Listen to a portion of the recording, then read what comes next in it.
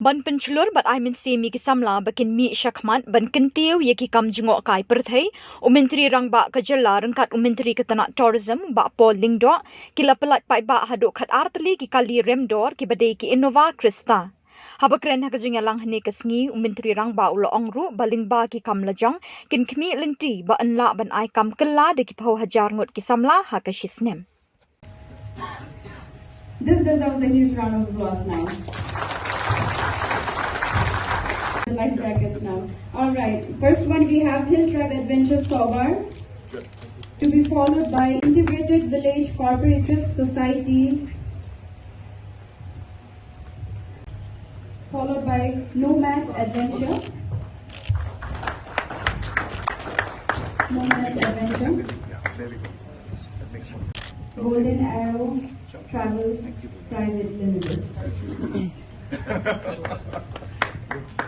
Congratulations, sir.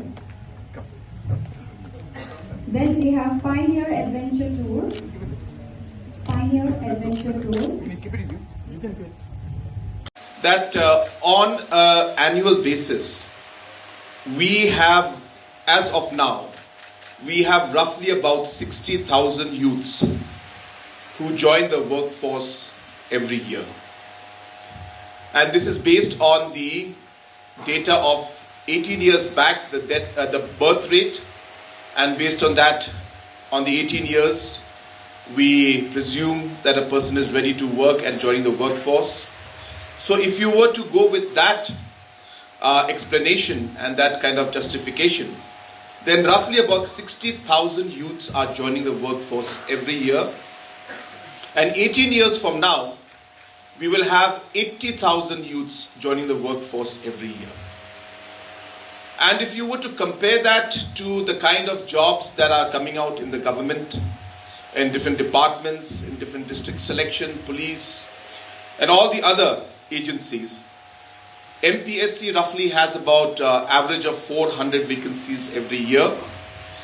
And if you put together all the other departments and districts and add up all of it, plus minus, you would get an average of about 2,000 jobs that may come up. Hence, the big question in front of all of us, as policymakers, as the government, as officials, and as a society, is out of the 60,000, if 2,000 are jobs that are created in the government sector, 58,000 jobs will have to be created in the private sector. And that is the reality of the scenario, economic scenario, not just for our state, but for the country as a whole.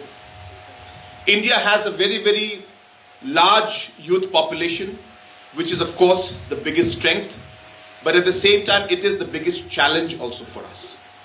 And hence government will have to think of innovative ways in which we are able to create employment opportunities for this large workforce that we have, which, as I said, if channeled in the right manner, can be a huge productive and a constructive force for the state as a whole.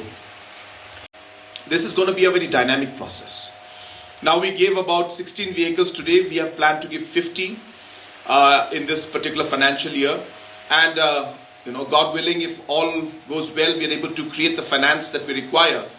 We hope that we'll be able to touch at least about 250 to 300 vehicles in this 5 years term. And hopefully be able to touch even 500 vehicles in the long run. So that's the kind of target that we have. And while we do that, our objective also is to tweak the kind of vehicles we have. We realize it's not just the Innovas that you need. We can give Scorpios, which is going to be slightly more tougher and be able to go off-road. We are looking at mini buses, which we could give, because there are larger groups that come. So maybe buses also will be important. We are thinking very, very, very seriously to introduce electric vehicles. And this will be not just for tourism sector, but even for transportation to Guwahati and to Tura, Shillong sector, where we plan to have EV charging stations in Nongpo, one in the middle of somewhere near Ryangdo, Chalang side, and of course in Sora area where the tourism footfall is very high. So we are really working on EV vehicles also, and hopefully within next couple of months, we should be distributing electric vehicles also.